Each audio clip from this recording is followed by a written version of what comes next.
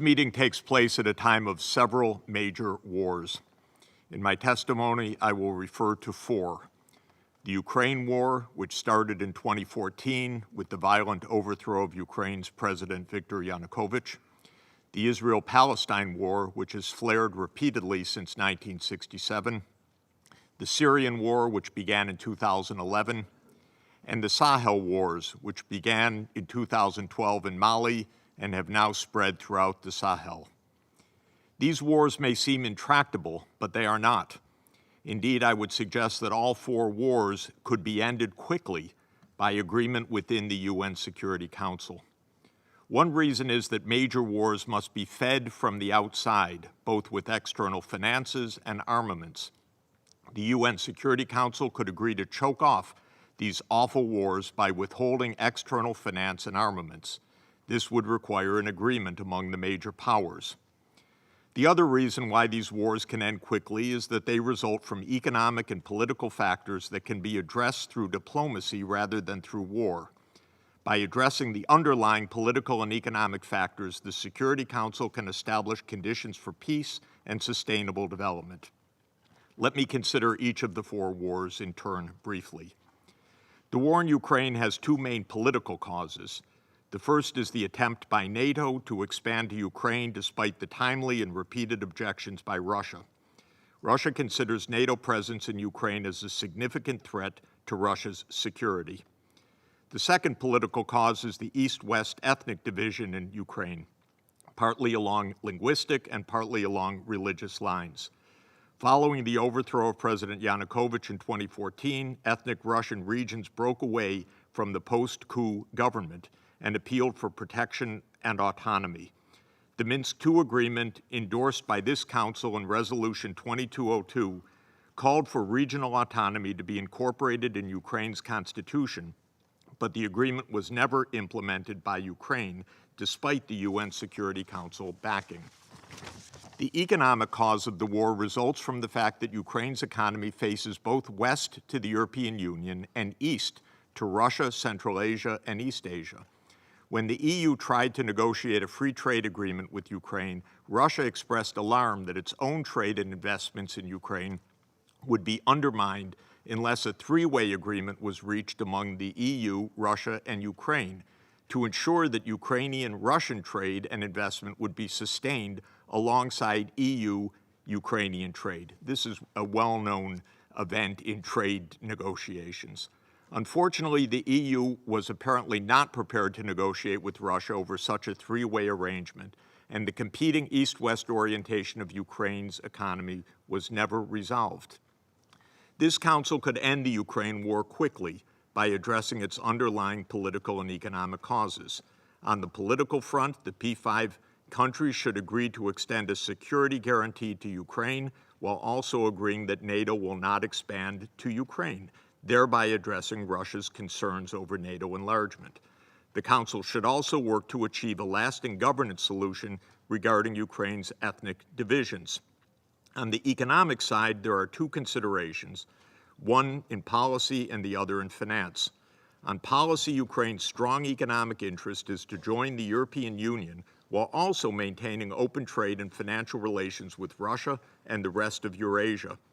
Ukraine's trade policy should be inclusive rather than diversionary, allowing Ukraine to serve as a vibrant economic bridge across the east and west of Eurasia.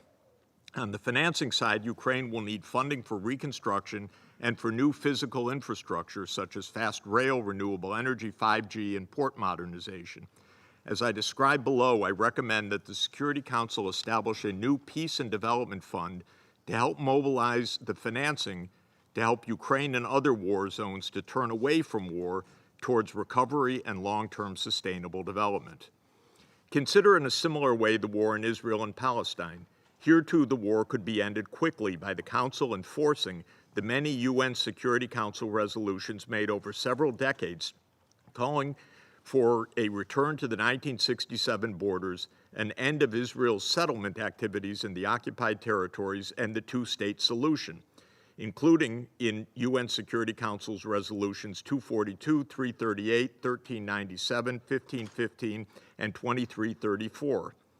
It is clear that Israel and Palestine are unable to reach agreements in line with these UN Security Council resolutions. On both sides, hardliners repeatedly frustrate moderates who seek peace based on the two-state solution. It is high time, therefore, in my view, for the UN Security Council to enforce its decisions by implementing a just and lasting solution that is in the interests of both Israel and Palestine, rather than allowing hardliners on both sides to ignore the mandate of this council and thereby to threaten global peace. My recommendation to this council is that it immediately recognize the state of Palestine in a matter of days or weeks and welcome Palestine as a full member of the United Nations with the capital in East Jerusalem and with sovereign control over the Islamic holy sites. The Council should establish a peacekeeping force drawn heavily from the neighboring Arab countries to help provide security in Palestine. Such an outcome is in the overwhelming will of the international community and the manifest interest of both Israel and Palestine, despite the vociferous objections by hardline rejectionists on both sides of the divide. An economic strategy should accompany the political strategy. Most importantly, the new sovereign state of Palestine must be economically viable, and I give several examples of how that can be done. But most importantly, both Israel and Palestine should become part of an integrated sustainable development plan for the Eastern Mediterranean and Middle East that supports climate resilience and the region's transition to green energy. The Council could similarly end the war in Syria.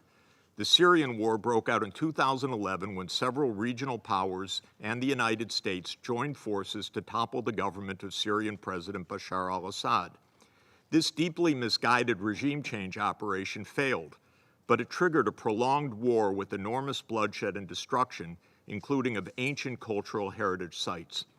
The Council should make clear that all P5 countries and the countries in Syria's neighborhood are in full agreement that all regime change attempts are now permanently ended and that the UN Security Council intends to work closely with the Syrian government on reconstruction and development.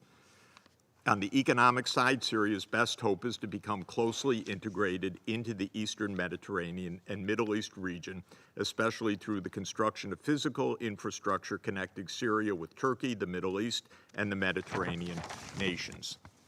The war in the Sahel has similar roots. Just as the regional powers in the U.S. aimed to overthrow the regime of Bashar al-Assad in 2011, the NATO powers similarly aimed to overthrow the regime of Muammar Gaddafi.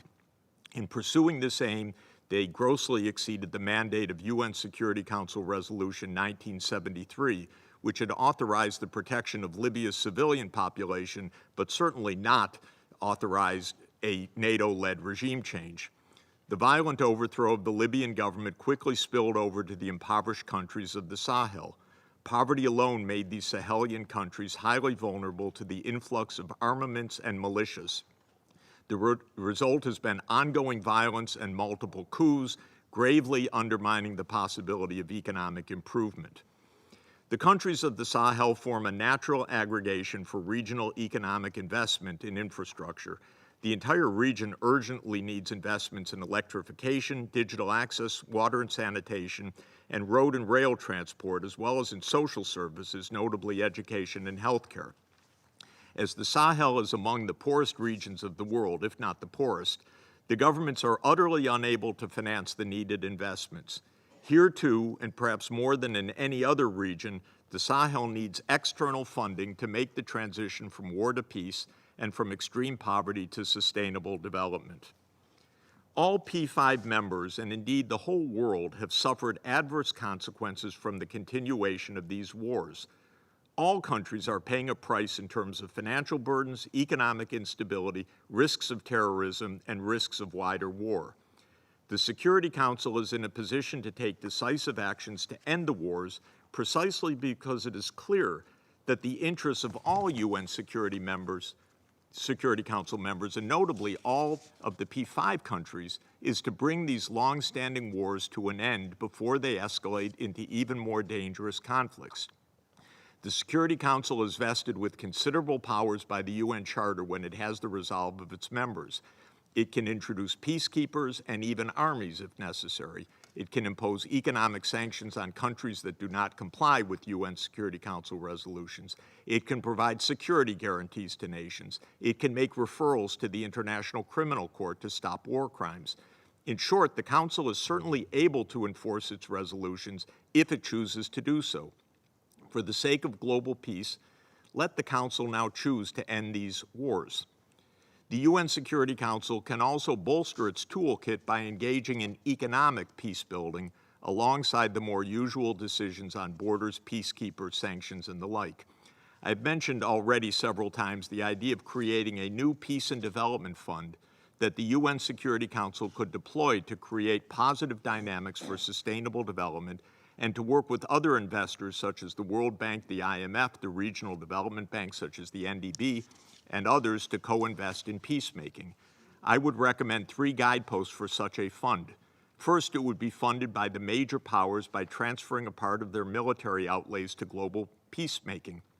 The U.S., for example, now spends roughly $1 trillion per year on the military, while China, Russia, India, and Saudi Arabia are the next biggest spenders, with combined military spending roughly half of the U.S. Suppose that these countries reduce military outlays by just 10% and redirect the savings to the Peace and Development Fund. That alone would free up around $160 billion per year. Second, the fund would emphasize regional integration. This is paramount for peacemaking as well as for successful development. Ukraine would be helped to integrate both West and East. Israel, Palestine, and Syria would all be helped to integrate in a network of the Eastern Mediterranean and Middle East. The Sahel countries would be helped to break their isolation and lack of services through a network of infrastructure. Third, the Peace and Development Fund would partner with other funding streams such as China's Belt and Road Initiative, the European Union's Global Gateway, the G7's Global Partnership for Infrastructure and Investment, and increased lending by the Bretton Woods institutions and the regional development banks, as the Secretary General has called for in the SDG stimulus. Interestingly, the Fund for Peace and Development could be a vehicle for greater investment partnerships that links China, the EU, the United States, and the G7. This too would be a contribution towards peace, not only into ending today's wars, but into increasing cooperation among the world's major powers.